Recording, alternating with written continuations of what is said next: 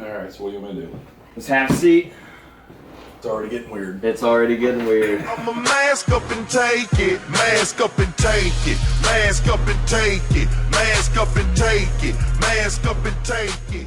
What is going on, ladies and gentlemen? AJ Good here at the House of Masks, and just a quick introduction to today's video. A lot of you guys have heard the story on how I got my first mask. That's typically one of the first questions that I'm asked when I'm interviewed, is how I got my first mask, and I've just been telling that story for as long as this channel's been around, and even longer. And it's actually been 20 years since those masks were gifted to me. So for anybody that doesn't know, when I was about 5 years old, maybe 6, I discovered Slipknot in a Rolling Stone magazine. I was flipping through the pages looking for Kid Rock pictures, or Limp Bizkit, and I came across this group of 9 guys up against a wood-paneled wall, thought that they looked fucking awesome. I tried my best to read the article. I didn't really understand much of it, but I definitely knew that those guys looked really cool, and that I had to look into them, so I begged my mom to let me get on the computer. I ended up getting on Yahoo Launch. That's how long ago this was, and watching their music video for Wait and Bleed. From that moment, I knew that I wanted the masks that were in that music video, so I contacted my dad's best friend at the time. His name is Matt.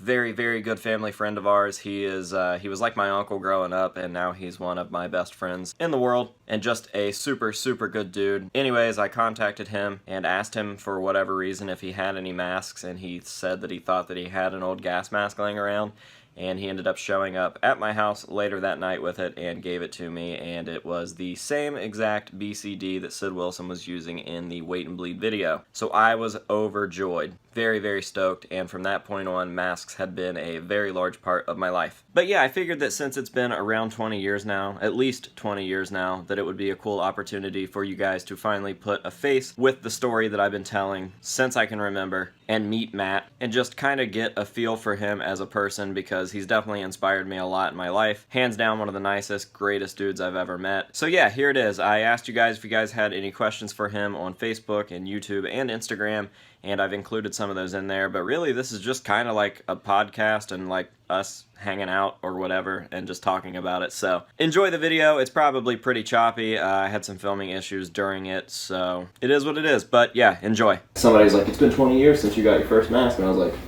holy shit, it's been 20 years since I got the first mask. Right.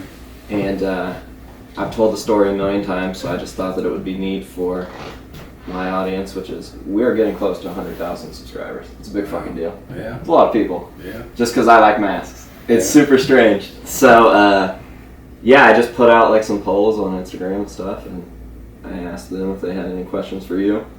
Obviously, I've got those other masks right there, so. Now, is that the one? That's the one. Yeah. But have you modified it though, yeah? I put Sid's real pattern on there, but it had the shitty ones forever, like the rotting ones. Right, that were just elastic. Yeah, and then my grandma replaced those with new elastic ones, and then eventually. Yeah. I sent that thing off when I was like, I don't know, 15. I was so nervous I would never see it again, but the dude came through. And it's funny that I bought this at a military surplus in Columbus when I was a kid. That's why everybody wanted to know why you had it. Flat out. What is the story on that one? And so, but what are the odds that would be what it was? Do you remember when I hit you up? Hmm? I'm like, fuck yeah, man, I got one. Because I remember you had this little nose thing that come off of here. It was like a gasket that would let it breathe out and wouldn't let it breathe in. And make a noise like... Yeah, it's a flapper valve. It's like a flapper thing. Yeah. And all that stuff decays, after time. But Jesus, this thing's probably 30, 40 years old. It's still, I've seen a bunch of those dry rot, and crack, and that one's still fine. And I've used the shit out of that. Concerts and all kinds of stuff. Military grade thing. Yep. Yeah. So, yeah, everybody was curious why you had it, and I never knew that you got it when you were little. Yep. And why did you buy a gas mask? So I was like, that's cool. Cool. I was like, that's cool. Yeah, and then there's this one. And Dad was probably like, shut up, I'll get it. Yeah. That's the one too. Yeah, and this was just a white mask. Mm-hmm. And then I did the marking on it. Yeah, my mom didn't trust me, so she called you and had you come look at that Rolling Stone. Yeah. Another weird thing to note is like all that happened in this house, like in this fucking living room. Yeah. It's super weird, man. It's super weird. It's full circle. It is. It's strange. Yeah, full circle. All right, I'm gonna I'll just read these questions off there. what music did he like, as if you're dead now? And in other words, what bands were you into besides GWAR? I know one, big one, right off the bat. Guns N' Roses. Oh yeah, Guns. Oh yeah, Guns is. I associate always my that go-to. with Guns N' Roses for But sure. I mean, I still love Guns N' Roses. But like now, like what I listen to now is like, like Kings of Leon, and just went and saw the Black Keys. This is a really good concert. I'm chilling out in my old age. Mm-hmm. You check out that Animals as Leaders, I think. Yeah. Those guys are monsters. But it's like calming. It's like elevator music, but it's like very technical elevator music. And there's no lyrics, no hate. Well, and I'm not gonna lie. I know you're a big fan, but I am going to see Five Finger Death Punch. Oh wow! Come cool. the end of this month. Cool, man. But alright, video's over. Get out of my fucking house. It was a cool invite though. So it was guys from work, and they invited me, and I thought, what the hell with it? I'm going to check it out. I've seen bands I didn't think were like super cool, but it's like, a show. You it's know like what I mean? Bad Wolves, 3 Days Grace, Yeah. and Five Finger Death Punch. My only apprehension is that it's floor general admission, and I'm not really into getting beat up at a show there's gonna be a bunch of or idiots beating there. others up. Yeah. So I would rather just have a seat to sit in. You want to sit on the couch? I'm chilling. You can be in the. I like that band Porcupine Tree that you turned me on to. Porcupine Tree is good. They're really, Yes. really cool band. I've never heard of that at all. Porcupine Tree is really good. I've chilled out a lot on my. I still listen to Tool a lot. Love Tool. Um, New album? Never heard it. Okay. I'm like old school. It's what you'll expect. Yeah, I it's go back Tool. to they're coming around Cincinnati. $6,000. Yeah. Yeah. I would love to go see them. Honestly, I would. Concert prices are ridiculous. Yeah. I will still listen to some GWAR, but I'm beyond. It just with Dave. Yeah. It just. I feel it. It lost a lot, and I gave it an honest go. I didn't want to be that guy either. I really wanted to continue to support, and it just is. They've lost their star, their sunshine, basically. So I just can't get into it anymore. Mm-hmm. Yeah, the last album was a big miss for me. Yeah. And it's not so much because I don't mind Bishop's vocals. Obviously, Brocky had a very, very unique voice, but man, that album was like a step back as far as the technical shit that they were doing. But like every album from More Party On just got heavier, heavier, heavier, and then this one's like, I don't even know what to compare it to. It's like AC/DC. Yeah. It's really, yeah. There was years that, for many, many years, that I didn't listen to anything but GWAR. And I loved GWAR, just ridiculous. People don't realize that they had every genre within their catalog, everything you could think of. There's rap music, man. Think you ought to know this? That's like straight up, that's a rap song. Yeah, The Road Behind. It's like a sad rock song. Well, like just from the reason that I am even into stuff like that is thanks to my parents and letting me listen to Kiss. Theatrical, stage presence, masked people. That's listening to Kiss back in the late 70s, early 80s was like huge. Yeah. I don't even know what the hell KISS stands for. 19th Sanctus Service. I didn't know they had. I didn't know it was an abbreviation. I don't know if that's just something that has been thrown around, but I thought, wow, my mom let me listen to that. That was so cool. Like our mom was. There was someone you would think would do that, like paint her kids up and kiss. Right? Up. Yeah, kiss cake for birthday. Yeah. And she was like, that's what they want to do. But she's the coolest, dude. Right. She's the coolest. And like, so when I'm dressing up for Halloween when I'm a kid, it's basically a garbage bag that is painted like their outfit and a plastic Gene Simmons mask. Gene Simmons was my guy because he spit blood. Yep. And it wasn't even because he played bass, because I didn't know what a bass guitar was. It was just that was the one I gravitated to, and that started off my theatrical type, music or metal or whatever. That's cool. Just to pause that for a second, because you guys had made comments about your mom, like you're not expecting that. there's a lot of young kids that watch this stuff and their parents don't understand it, and there's a lot of my age to your guys' age to whatever whose spouses don't understand it. And there's this thing I always say about like my parents or even Kate is like it might not be their thing or whatever, but they get it without getting it, and like that's the coolest thing that you can do, like either as a parent or spouse or whatever, is like you don't have to understand it, but like don't be a douche about it, and that makes the biggest difference ever. So and like you got to think Kiss, you know, in the 70s and early 80s, how shocking that was to see their stage presence. Yeah, it would almost, you know, kind of be the same thing, you know, whenever GWAR did their thing, although GWAR is on the extreme spectrum of vulgarity. I mean, Brocky said it right. They set out to offend everyone. I mean, I was offended by some of the stuff they did. I didn't mean I didn't listen to it or buy their CDs. The first show that we went to, that you guys took me to or whatever, they fucking killed a cop on stage. Then I was like, it's all good. It's just, I mean, it's just all.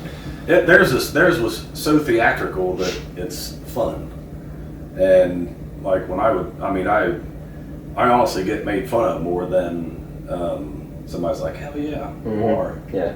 They're always making fun of me, like, if you watch Brocky on the Jerry Springer show, which I don't know if Jerry Springer didn't used to be so scripted it is now or whatever, but he still makes a good point at that mom that's upset. He's like, what's worse, like the evening news and racism and rape and murder and whatever, or GWAR that is making fun of all of that? What is more dangerous, woman? The evening news, which is chock full of the death and the war and the hatred that the governments of this world have forced onto our people, shows like Cops, things like football, people injuring and killing each other, or something like GWAR that is totally making fun of all that stuff. The coolest thing about Brocky, and the thing that I hate the most, is that he was so misunderstood that people would just say, well, no wonder he died of a heroin overdose, because look at him, look what he did for a living. But he was a true artist that did not care or give a shit what anyone thought. To go out and do what he did, that really says. The artist ever die of heroin. Amazing, amazingly good guy, personable guy, and just no rock star mentality. To come out and talk to us nobodies for 10, 15 minutes before a set that he's nervous about. After 25 years. After I interrupt him, he's probably looking at me like, you fucking dork, get out of here. Then he sits there and talks to us about lights for 20 minutes. Yeah, that was cool. Yeah, never dreamed that'd be the last time that we'd see. Yeah, super weird. Yeah. Super fucking weird. Seeing where AJ is now, are you proud of him? Why and why not? This one's gonna get me all emotional. Well, you know that I am. Yeah, I because of my Facebook post. Yeah. But I don't care if it was embarrassing or not, but 100% am totally thrilled with what you've become. And shocked that I had anything to do with that. It's a big thing. Or your success. Because it's just was what we were into at the time. And it ended up, you ran with that. And, you know, you're a hell of an artist. I mean, I've got pictures still of... Probably horrible. No. Oh, no. 100% not. Because they're like of the members of GWAR, and you're like 7 years old. And I've still got them. Yeah. I've still got all of them. Yeah. I don't know if there's dates on them or anything, but I'll have to look those up. Because I know I've got a ton of them. Embarrass me some more. No, that's... no, it's not... It showed where your artistic nature was. Yeah. And even at 7, you could have blown me away artistically in anything. But I've always loved masks. And that's why I ride a motorcycle with a helmet. Because the helmet's like a mask. Yeah. I love helmets. That's the only reason. Yep. Safety doesn't matter. Well, safety's a concern, but the helmet's got to look cool. This one says, what was going through your mind when you first gave that mask to AJ? So the gas mask. Probably nothing. It was probably... not really anything, but I knew that I wasn't doing anything with it. And, you know, my parents were probably like, dude, so there's one more piece that's out of the house. It's not just laying around here doing nothing. Yeah. But, I mean, I was glad. I didn't think it was that big a deal. Because it was a nothing thing that I had from many years ago that ended up being the exact thing that someone had that was pretty cool. Yeah, I remember when you pulled it out. I was Yeah. like, that's it. Yeah. I just saw that in that video. That's Yeah. crazy. And then I've got pictures of you obviously dressed up in it as a little one, little tyke, Yeah. going around trick or treating. This one's kind of cool. If you had to choose any stage used piece from anything you wanted to add to your collection, which I don't think they'd realize that you're not a collector in that aspect, what would be your holy grail?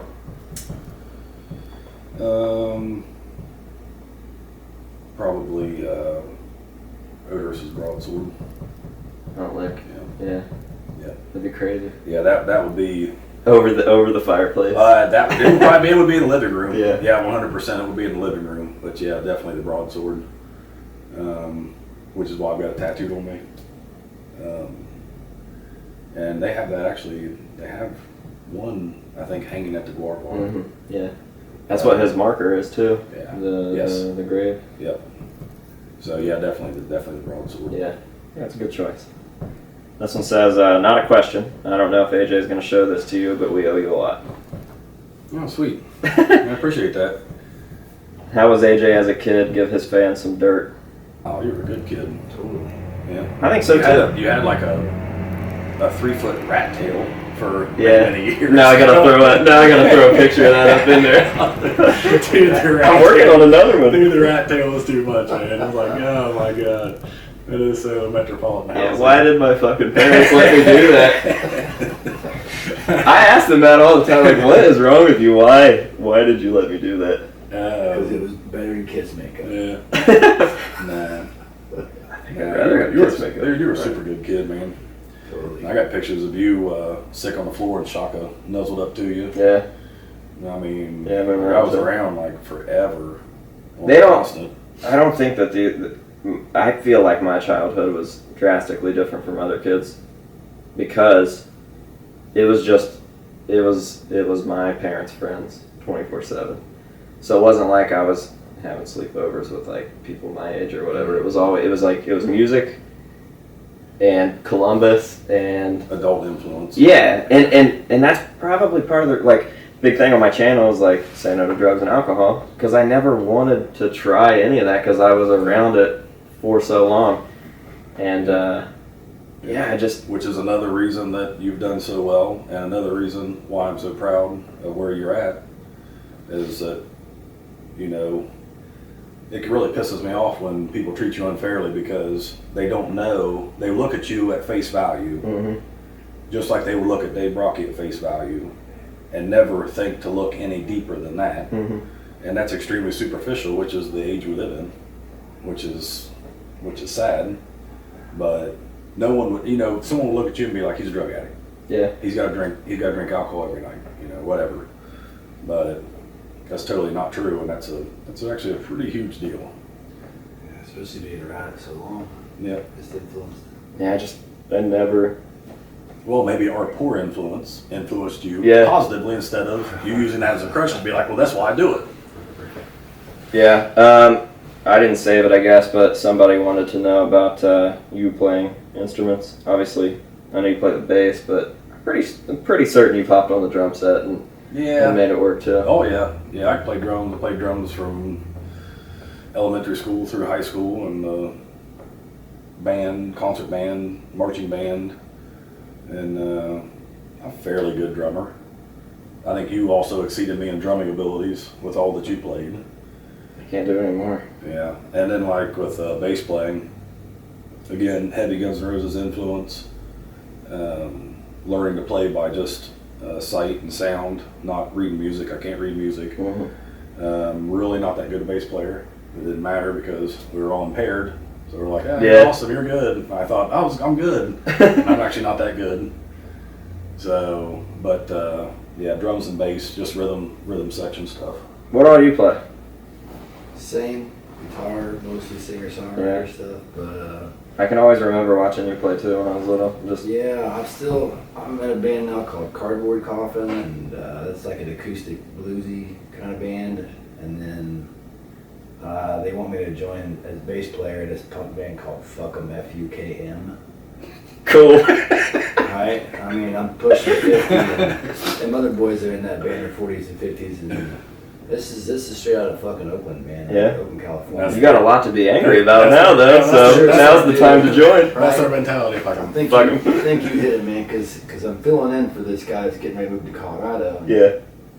I'm filling in on the acoustic band because that's kind of what I'm used to doing, and then they're like, well, Mikey also plays fucking bass in this fucking band. You want to do that? And I was like, actually, I think I fucking do. Yeah. I think I'm in a space where I want to do a strap bass on. I've never done and get up. What you do is you tell them, yeah, and then when it's time for you to show up for the first like meet or practice or whatever, they're like, where is he? He's not here. And then you call him and you're like, hey, fuck him.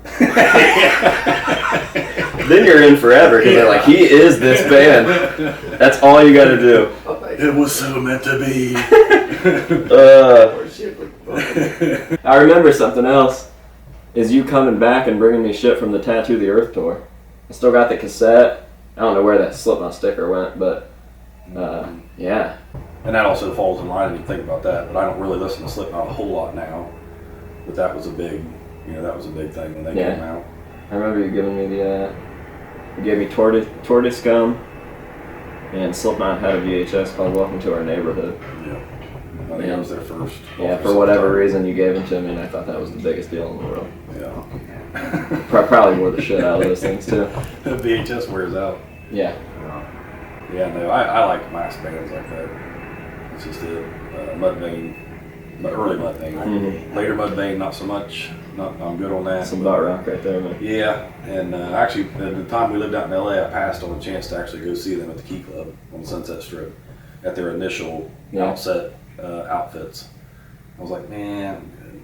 You guys walked past Slipknot. Yeah, no, they're good. Yeah, oh yeah, at Ozfest. Yeah. I was like, side stage. I never let my dad live that way. Yeah, it's like, that side stage sounds like there's really something going on over there. But, Dio's playing on the main stage, so. Cool, man. Not Dio, not Ronnie James. Yeah. God rest him, I'm sorry. No, I don't know what was playing on the main stage, but the side stage at Ozfest was never anything it was always something that you looked at in passing. Mm-hmm. Never dreaming that something that, that would turn out to be that popular would be on that stage. That was almost for like has-beens. Mm-hmm. Not even really so much has-beens, I shouldn't say that. I saw Motorhead playing on the side stage at Ozfest. But everybody there seemed to be talking shit about him too. I remember Rob Zombie was talking shit about him, like these fucking weirdos, like black shit all over their face and stuff. And Solly from Godsmack was like, "Yeah, we'll see you guys next year." Haha, not really. And no offense, but Slipknot's bigger than both of them combined now. Right? Yeah. So, oh yeah. So. No, they definitely they like literally punched their way through the entertainment industry. Mm-hmm. And I just remember hearing it and being like, that sounds like an extreme bunch of chaos. But to have been over there, and for those probably several thousand people that witnessed that in their first tour like that, then those guys just come out because they're nobodies, and they're taking pictures with people. Yeah. I mean, just think of those people looking back all these years later and be like, these guys are freaking champs. I would give almost anything to have been able to go see that. Like first tour type thing is what I think that was. Yeah, Ozfest was their first thing, and then they did club shows and stuff after that for a couple years, and then Iowa came out and it was fucking over with. Mm-hmm. I remember that Left Behind came over on the radio. We were driving down Bridge Street, and I was like, "Dad, who is this?" He's like, "It's not Slipknot if that's what you're thinking. Like, there's no way they're gonna play them on the Blitz."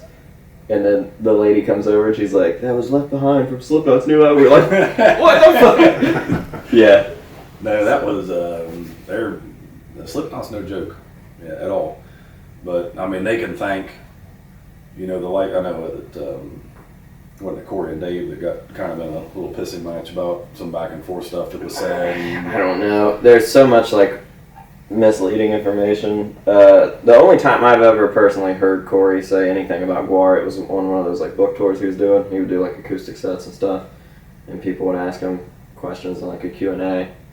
He said he would love to tour with them or whatever. And now I'm thinking about it, GWAR played not Fest, but it was after Dave passed. Yeah. They did the Not Fest show. Now obviously I met Dave, and I'm partial to GWAR over the Slipknot. Mm-hmm. because, you know, I like that GWAR just stayed a club band and just like true road dogs. Yeah. And didn't go on this huge arena thing. Yeah. I have always heard that Corey's like a hell of a dude. So I can't see him really talking ill shit about another band that, you know. I make fun of Slipknot a lot, and I've made fun of Corey Taylor or whatever, but after he set that meeting up, like my video with him, he said if you can't get a hold of anybody or they don't get back with you, let me know and I'll make them. And then one of the managers that I was dealing with during that, well, they're like, well, you gotta listen to Slayer. why? I'm like, no, because it's a different heavy. Slayer is a different heavy than what GWAR's heavy is. I had always heard about Slayer as a kid, and we moved into those apartments up there on the hill, and that Eric dude that was our neighbor was real crazy about Slayer, and he finally was like, here, come in here. And he played them for me, and I was like, is this a joke? Well, I mean, think about it. Okay, Slipknot is heavier than Slayer. Slipknot in their Iowa days is heavier than Slayer, and far more technically advanced, so that's what I was used to. Yeah. I was already listening to Slipknot, and then I heard Slayer and was like, the people are cutting this under their arm? Like, this is fucking nothing, man. Videos oh, man. bashing that stuff in there. Yeah, nah, I've never been into like real super like Slayer, Sepultura, stuff like that. It's just too beyond my heavy stream. Yeah. Testament. Yeah, Testament's not super. Yeah, they're not super heavy. But yeah, no, I don't care. Pretty much a band wears a mask. Ghoul. Straight up into Ghoul. Band of Orcs. Band of Orcs. Those guys. They're not even around anymore. Hey, those guys were pretty cool. Yeah. It was a really cool concept. But I stayed decent friends with the singer after that. Yeah, anybody that has the gumption to go up there and dress like that and play music is really kind of a big deal to me. I'm glad you said something about Ghoul, because I've been doing videos about them lately, and I feel like they're highly underrated. Yeah. And they're fucking rad, and they've been super nice to me. Like, dude sent me a stage used hood. That's a 5 or 6 year old like used hood. Yeah. And then we just did an interview with him. We talked about Halloween videos. And I only saw them one time when they were up for GWAR, but that was it. Yeah, when they opened up for GWAR, that's the one time I saw them. I think. I thought they were doing pretty good. I don't follow them or anything, but I thought I'd see they just put out a comic book and stuff. Yeah. They're super cool. They were very, very nice. Yeah, I was definitely impressed with them. And their music's sick. One time, Yeah, and their stage show's fun. Yeah. It's like just enough GWAR. A perfect opener for GWAR. Yeah, absolutely. Perfect. Yeah, I think they've done multiple tours, but I only saw them on the one. Yeah, no, I like masks. Yeah. All right, well, I got a perfect way to fucking wrap this up, because it was always my dream to have my own image as I started building this stuff up. So since you've been, I mean, really, when it comes down to it, I'd say you and my grandpa were like pretty much responsible for the whole mask thing. So that's a gift to you to celebrate a whole 20 years of the House of Masks. Shit, yeah, thank you. Yeah. Hell yeah, I like that. I gotta put it on. You don't have to put it on. It'll probably hurt your eyes. I have deep eye sockets. It was molded straight off my face. It does look like they would cut into my eyeballs. Every time someone puts it on, they're like, "What's wrong with your fucking eyes?" They're like crying and shit.